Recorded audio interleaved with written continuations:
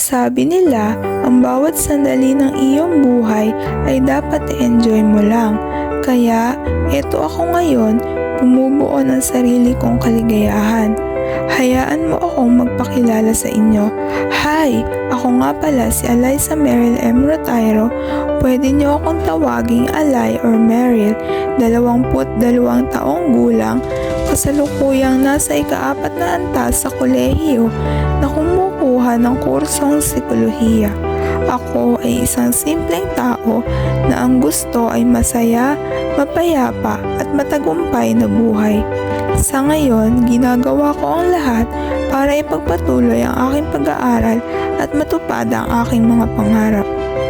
Mahilig ako pumunta sa beach at coffee shops dahil ito ang nagpapasaya sa akin.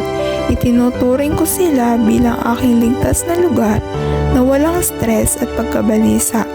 Ang paggagala at pag-road trip kasama ang aking mga kapamilya at kaibigan ay ang pinakagusto kong gawin.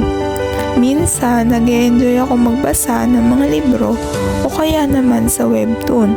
Mahilig din ako makinig ng music kagaya ng mga kanta ni Taylor Swift na nagiging inspirasyon ko para mag-move forward. Gumagawa ako ng journal at scrapbook, pe-paint din ako ng mga sceneries, at higit sa lahat, nag-e-enjoy din ako mag-bake ng iba't ibang desserts kagaya ng cookies, cupcakes at cake.